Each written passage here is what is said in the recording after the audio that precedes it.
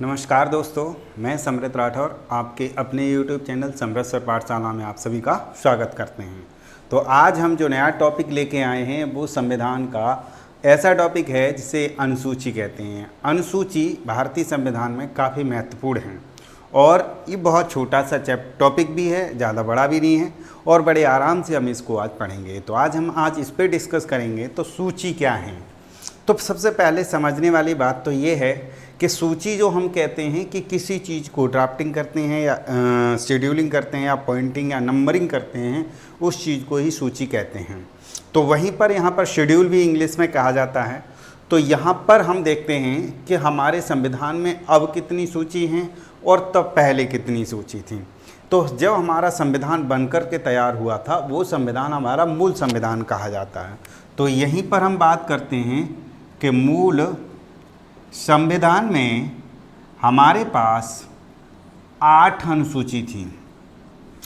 बाद में परिवर्तन होते होते आज इसमें +4 और हो गई हैं। तो आज हमारे पास कितनी अनुसूची हैं? 12। तो इन अनुसूचियों को किस तरीके से पढ़ा जाए कि भूले नहीं, तो हम उसी तरीके से पढ़ेंगे जिस तरीके से इनका विवरण है। पहले 8 और फिर 4। तो 8 और 4 को अगर हम तोड़ के अलग अलग पढ़ेंगे तो बिल्कुल क्लियर समझ में आ जाएगा। तो हम डिस्कस करते हैं। पहले सूची यहाँ पर डाल देते हैं। पहली सूची, पहली नंबरिंग करते चले जाएंगे। पहली अनुसूची में क्या था? अब हम देखते हैं एक तरफ से पहली अनुसूची, पहला भाग, अनुसूची, अनुच्छेद कुछ भी हो तो आप जानते हैं कि जब पहली अनुसूची की बात आती है तो उसमें भारत के जितने भी राज्य होते हैं उनकी बात कही जाती है, या यूँ कहते हैं कि भारत के राज्य केंद्र शासित राज्यों की सूची। जहाँ पर कहते हैं भारत के राज्य एवं केंद्र शासित राज्यों की सूची। अब यहाँ पर केंद्र शासित राज्यों की सूची कैसी है? अब हमारे पास जो पहले थे 29 राज्य और 7 केंद्र शासित राज्य, तो यहाँ पर हमारे पास 28 राज्य और 9 केंद्र शासित राज्य हैं। अब आप समझ लेंगे 28 राज्य कैसे बन गए? 29 राज्य में से एक राज्य कम हुआ तो 28 हो गए, और 28 तो जम्मू कश्मीर कम हुआ तो उसमें 2 कौन से बन गए? केंद्र शासित राज्य बन गए। अब वो कब क्या होंगे, फिलहाल की ये कहानी है। ये तो हमारे पहले भाग में। दूसरी अनुसूची क्या कहती है हमारे पास? दूसरी अनुसूची जरा इसको देख लेंगे। दूसरी अनुसूची में जो हमारे पास होते हैं, जो देश के बड़े बड़े पदाधिकारी होते हैं, राष्ट्रपति, गवर्नर, राज्यसभा उपराष्ट्रपति, लोकसभा अध्यक्ष, ये सुप्रीम कोर्ट, हाई कोर्ट के जो जज होते हैं, उनके वेतन का वर्णन होता है। तो इसमें लिखेंगे वेतन का वर्णन, वेतनों, ऐसे लिखते हैं, बड़े पदाधिकारियों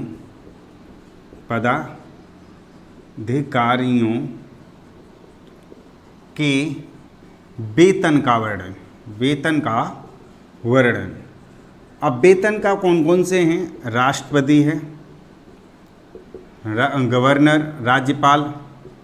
राज्यपाल और तुम्हारे chief justice of India, supreme, ऐसे लिख लो, SC और HC के जज, सुप्रीम कोर्ट, हाई कोर्ट के जज, राज्यसभा, लोकसभा के अध्यक्ष, लोकसभा अध्यक्ष इत्यादि। तो यहाँ पर हमें एक बात समझ में आ गई। पहला हम बिल्कुल अलग रखेंगे, दूसरा अलग रखेंगे। तीसरा यहीं से देखते हैं। तीसरी अनुसूची में क्या है? तीसरी अनुसूची में जो ये पदाधिकारी हैं, इसमें से इनके सबके शपथ का वर्णन, बड़े पदाधिकारियों की शपथ एवं वादों का वर्णन इसमें राष्ट्रपति अलग रहता है। तो बड़े पदाधिकारियों के शपथ का वर्णन आप इतना जान लीजिएगा, इनके किन का वर्णन है, बड़े पदाधिकारियों के शपथ का वर्णन। तो हमने पहला याद कर लिया, बिल्कुल अलग है। दो इन दोनों में अब लोगों में कन्फ्यूजन हो जाता है कि शपथ पहले है कि वेतन पहले है। तो ध्यान रखिए कि जब हम नौकरी करते हैं तो हमें पहले वेतन हमें चाहिए होता है, उसके बाद शपथ लेते हैं। तो पहले ही नौकरी में जाएंगे, वेतन तय करेंगे, उसके बाद शपथ लेंगे। तो पहले वेतन और फिर शपथ, तीन हो गए। अब चौथे हैं चौथी अनुसूची। चौथी अनुसूची हमारी क्या कहती है? चौथी अनुसूची में हम जब पहुंचते हैं तो राज्यसभा की सीटों का जो बंटवारा है, राज्यसभा में राज्य एवं केंद्र शासित राज्य, राज्यसभा में केंद्र, राज्य एवं केंद्र के सीटों का विवरण, सीटों का वर्णन, विभाजन भी लिख सकते हैं।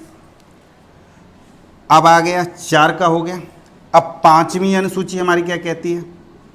यहीं पर हम 5वीं अनुसूची बड़े आराम से याद कर सकते हैं कि 4 तक तो यहीं छोड़ देंगे।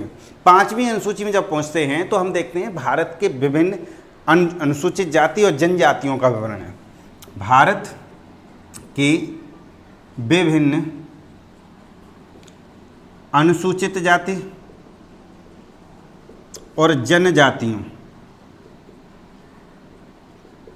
के प्रशासन का वर्णन। तो समझ में आ गया कि हमारे देश में बहुत सारी प्रकार की जनजातियां, जातियां सब प्रकार की हैं, तो उनके जातियों का वर्णन है। तो यहाँ पर चौथे को अलग रखेंगे। अब यहाँ पर एक छठे को जोड़ देंगे। छठी अनुसूची क्या कहती है? छठी अनुसूची कहती है कि भारत के सेम वही चीज़ है, इसमें से इसे हटा देंगे, जनजातीय क्षेत्रों के प्रशासन का वर्णन, प्रशासन का वर्णन। अब क्षेत्रीय प्रशासन का वर्णन इसमें क्या क्या आता है आप इसमें देखेंगे, असम, स्पेशली मेघालय, त्रिपुरा, मिजोरम और अरुणाचल प्रदेश, ये 4-5 राज्य आते हैं जो पूर्वोत्तर के हैं। वो आप अगर पूर्वोत्तर राज्य को अगर आप देखेंगे तो कुछ इस तरीके से आपको कुछ ऐसे दिखाई देगा, ये ऐसे करके। तो आप यहाँ पर असम, मेघालय, त्रिपुरा, मिजोरम, अरुणाचल प्रदेश जो भी है, तो ऐसे करके आप इसे पूर्वोत्तर राज्य के ये, तो हमें 5 और 6 आराम से मिलके याद कर सकते हैं। अब हम यहाँ पर एक चीज़ और देख लेते हैं, यहाँ पर थोड़ा सा जगह कर लेते हैं। 7वीं अनुसूची, 7वीं अनुसूची आप सब जानते हैं कि इसमें 3 अनुसूचियों में बटा हुआ है, 1, 2 और 3। इसमें है संघ सूची, राज्य सूची और समवर्ती सूची। इसका क्या मतलब है हम आपको बताते हैं। संघ सूची, संघ सूची है जिसमें केंद्र को कानून बनाने का अधिकार होता है, उसे संघ सूची कहते हैं। जैसे राज्य को कानून बनाने का अधिकार होता है उसे राज्य सूची कहते हैं, और जैसे दोनों का कानून बनाने का अधिकार होता है उसे समवर्ती सूची कहते हैं। यार अगर समवर्ती सूची में कोई ऐसा कोई टकराव वाली स्थिति आती है कि केंद्र और राज्य के बीच में, तो उन्हें केंद्र और राज्य के बीच में तो केंद्र की प्रेफरता रहती है, यानी केंद्र प्रेफर रहेगा और उसकी प्राथमिकता रहेगी। तो ये हो गया हमारा 7वीं सूची। 8वीं अनुसूची में क्या है? 8वीं अनुसूची में है भाषाओं का वर्णन। भाषाओं का वर्णन मिलेगा। भाषाओं का वर्णन हमारे पास पहले कितनी भाषा थी? पहले हमारे मूल भाषा में 14 भाषाएं थीं और अब कितनी हैं? 22। तो पहले हमारी 14 थीं, फिर 8 बढ़ गई, तो कितनी हो गई? 22 भाषाओं का वर्णन मिलता है। तो ये हमने क्या सीख लिया कि हमारे पास 8 सूची हो गई। अब हमने बताई कितनी आपको? 12 सूची। तो 12 सूची भी क्या हैं, उनके लिए थोड़ा सा अलग तरीका आप देख लेना आराम से, स्क्रीनशॉट लेना चाहो तो आप ले सकते हैं। अब हम आपको बाकी जो बच्चे हैं उनका विवरण कर देते हैं। उनको कैसे पढ़ा जाएगा वो अलग हैं, क्योंकि वो मूल संविधान में नहीं थी। अब मूल संविधान में नहीं थी यानी बाद में जोड़ी गई हैं, और बाद में जो जोड़ी जाती हैं उसको संशोधन के तहत जोड़ा गया होगा। तो वो संशोधन के लिए क्या करना है हमको, तो सबसे पहले तो यहाँ पर हम बनाएंगे सूची, डालेंगे यहाँ पर डालेंगे संशोधन,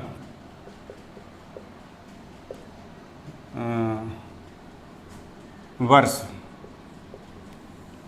नहीं, संशोधन, यहाँ कौन सा वहाँ संशोधन है, ईयर डाल देंगे, सूची हो जाएगी।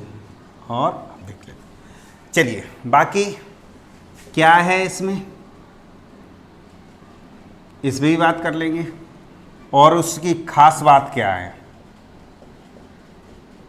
बातें देखिए। अब हम यहाँ पर देखेंगे तो पहले पहुँचते हैं 9वीं अनुसूची। 9वीं अनुसूची,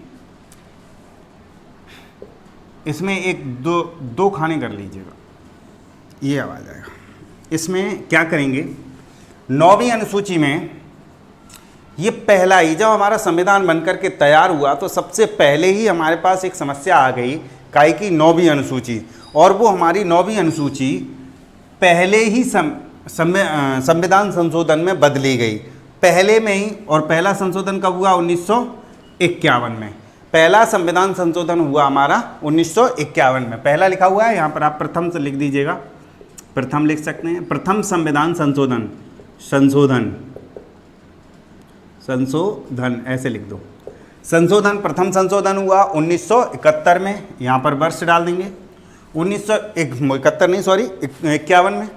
और इसमें था क्या, तो समस्याएं क्या थी कि हमारी जब हमारा राज महाराजाओं जैसे विलय हुआ था तो बहुत समस्याएं आई थी कि भूमि बंदोबस्त। तो यहाँ पर एक ही चीज़ याद रखेंगे, भूमि बंदोबस्त की बात आई थी, भूमि बंदोबस्त। अब भूमि बंदोबस्त की सबसे बड़ी बात आई थी कि भूमि बंदोबस्त नहीं कर पा रहे थे, इसलिए यहाँ पर जो है इसका निर्णय किया गया। अब इसमें क्या हुआ था कि इसमें जितने जो भी विषय डाले जाते थे, क्योंकि भूमि का उन्मूलन करना था, तो उन्मूलन लिख सकते हैं, भूमि उन्मूलन हुआ क्या था कि जब इनमें समस्या थी तो ऐसे जो अनुसूची में जोड़ दिया गया कि ऐसे जो न्यायालय को चुनौती नहीं दे सकते। तो यहाँ पर पहली बात तो यहाँ पर ये लिख सकते हैं, पहले इसमें न्यायालय में चुनौती नहीं दे सकते थे, न्यायालय में चुनौती नहीं दे सकते थे। हुआ क्या कि सरकार चुनौती नहीं दे सकते थे। हुआ क्या कि सरकार अपने फायदे के लिए कभी कभी इसका दुरुपयोग करने लगी। बाद में जब इसमें केसेस अब देखते हैं 284 क्षेत्र शामिल कर दिए गए, तो सरकार अपने फायदे के लिए ये सब कुछ काम करने लगी। तो बाद में जब समस्याएं खड़ी हुई तो यहाँ पर क्या है कि अब अगर वैधानिक चुनौती मिलती है, वैधानिक चुनौती है तो चुनौती दी जा सकती है। बस इतनी याद रखेंगे, चुनौती दी जा सकती है। पहले 9वीं अनुसूची में कोई भी चुनौती नहीं दी जा सकती थी, लेकिन अब अगर आपको शक और डाउट हो रहा है तो 9वीं अनुसूची में भी न्यायालय में आप चुनौती दे सकते हैं। तो ये बात हो गई आपकी। तो यहाँ पर हमारी एक चीज़ निकल के आ गई कि भूमि बंदोबस्त था 1951 में था। अब पहुँचते हैं 10वीं अनुसूची। 10वीं, अब 10वीं अनुसूची में क्या हुआ था कि इसको किया गया था 52 में संविधान संशोधन 1985 में हुआ।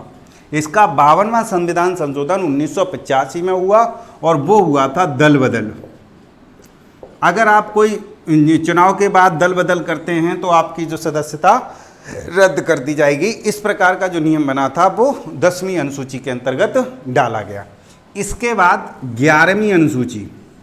11वीं अनुसूची में हम देख लेंगे, ये 73 में संविधान संशोधन के द्वारा हुआ था और इसको 1992 और 93 दोनों ईयर लिखते हैं। और यहाँ पर लिख सकते हैं 73वां संशोधन, आपको पता है इसे कहते हैं पंचायती राज व्यवस्था। पंचायती राज व्यवस्था का वर्णन मिलता है इसमें। तो यहीं पे था 92-93 इसलिए लगते हैं कि 92 में पेश किया गया था और 93 में पास हुआ था। तो पेश और पास दो अलग चीज़ें हैं, तो दोनों को किया, पंचायती राज व्यवस्था हुआ था तो ये हमारे किस में आता है, 11वीं अनुसूची में, और यहीं से सीधा 12वीं अनुसूची जिसे कहते हैं 74वां संशोधन, जिसके अंतर्गत ईयर वही थी 1992 और 93। केस बस ये था कि ये ग्राम के लिए था, यानी गांव ग्राम पंचायत का था, और ये नगर प्रशासन की बात की गई थी। नगर प्रशासन की बात की गई थी, तो यही हमारा क्या था, वो उसके अंतर्गत क्या नाम है, 12वीं अनुसूची के अंतर्गत इसे रखा गया था। इसमें एक चीज़ और ध्यान रख सकते हैं, इसमें 29 कार्य क्षेत्र शामिल किए गए थे और इसमें 18 कार्य क्षेत्र शामिल कर दिए गए थे। तो बस इतनी सी बात थी। तो ये तो हमारे जो आपके थे वो 12 अनुसूचियों का जो हमने कोशिश की थी वो सारी इतनी ही है। धीरे धीरे सिर्फ कौन से आपको धीरे धीरे कॉन्सेप्ट याद कर लीजिएगा।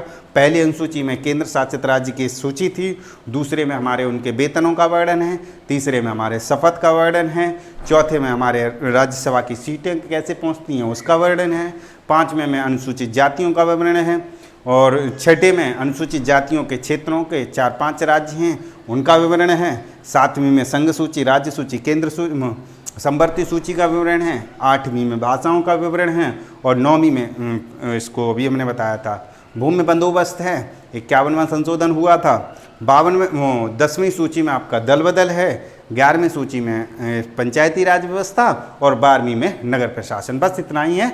बाकी जो है हमने कोशिश करी है इसमें से आप एक एक करके आप इसमें से ऑब्जेक्टिव बनाएंगे तो आपका सारा बन जाएगा।